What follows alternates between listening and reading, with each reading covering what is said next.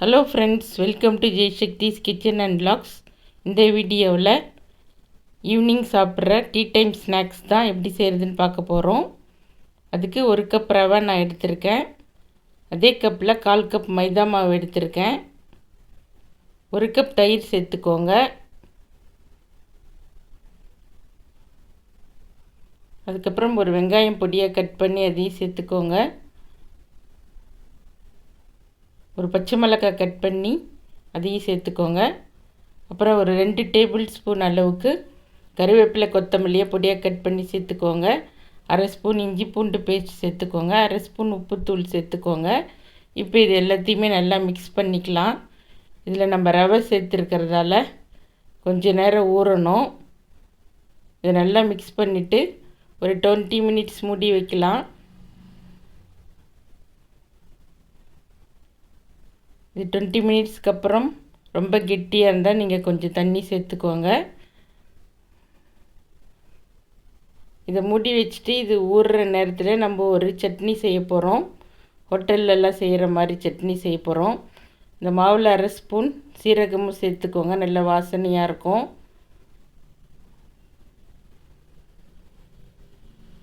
இப்போ நல்லா மிக்ஸ் பண்ணிவிட்டு மூடி வச்சுருங்க.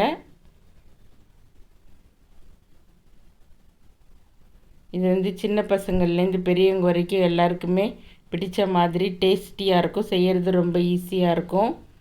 இப்போ இதை மூடி வச்சிடலாம். இது ஊறுறதுக்குள்ளே நம்ம சட்னி செஞ்சிடலாம்.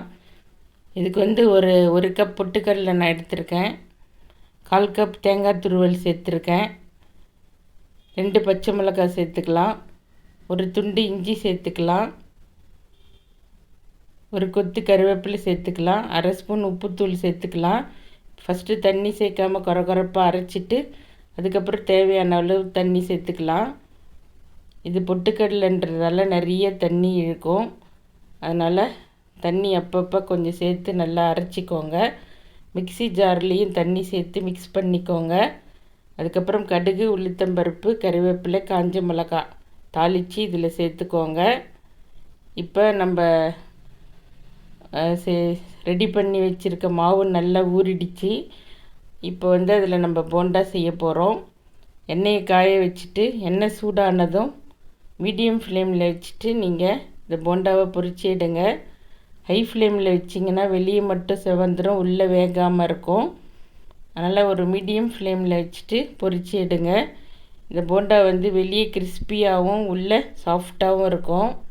இது 10 நிமிஷத்தில் செஞ்சிடலாம். டீ போடுற டைம்லேயே செஞ்சிடலாம். இதை நீங்கள் ரெடி பண்ணி ஃப்ரிட்ஜில் வச்சிட்டிங்கன்னா டீ போடும்போதே இந்த போண்டா பொரித்து எடுத்துடலாம். இது சட்னியோடு சேர்த்து சாப்பிடும்போது ரொம்ப டேஸ்டியாக இருக்கும். கண்டிப்பாக ட்ரை பண்ணி பாருங்கள். இது இந்த மாவு ஒரு இட்லி மாவு கன்சிஸ்டன்சியில் வச்சுக்கோங்க. அப்போ தான் போண்டா நல்லா சாஃப்டாக இருக்கும். மாவு ரொம்ப திக்காக இருந்தால் சாஃப்டாக இருக்காது. அதனால் இந்த மாவு கன்சிஸ்டன்சி கரெக்டாக வச்சுக்கோங்க. இப்போ கோல்டன் ப்ரௌன் வந்த உடனே நம்ம எடுத்துடலாம். எடுத்து தட்டில் வச்சுடுங்க. சூடாக இருக்கும்போதே சட்னியோடு சர்வ் பண்ணுங்கள். டீ டைமில் இது செஞ்சு தரும்போது எல்லாருமே ரசித்து சாப்பிடுவாங்க. கண்டிப்பாக ட்ரை பண்ணி பாருங்கள். உங்களுக்கு பிடிச்சிருந்தால் உங்கள் ஃப்ரெண்ட்ஸ் கூட ஷேர் பண்ணுங்கள். இது வரைக்கும் எங்கள் சேனல் சப்ஸ்கிரைப் பண்ணலைன்னா சப்ஸ்கிரைப் பண்ணிக்கோங்க. அதுக்கப்புறம் மீதி மாவையும் இதே மாதிரி பொரித்து எடுத்துக்கோங்க. உங்களுக்கு எவ்வளோ தேவையோ அந்தளவுக்கு ரவை சேர்த்துட்டு அதில் 1/4 பங்கு மைதா மாவு சேர்த்து இதே மாதிரி செஞ்சு ட்ரை பண்ணி பாருங்கள். இது பிச்சு காட்டுற எப்படி இருக்குன்னு பாருங்கள். வெளியே கிறிஸ்பியாகவும் உள்ளே நல்லா சாஃப்டாக வெந்து நல்லா இருக்குது பாருங்கள். செஞ்சு பார்த்துட்டு எப்படி வந்ததுன்னு கமெண்ட்ஸில் சொல்லுங்கள். தேங்க்ஸ் ஃபார் வாட்சிங். Have a nice day.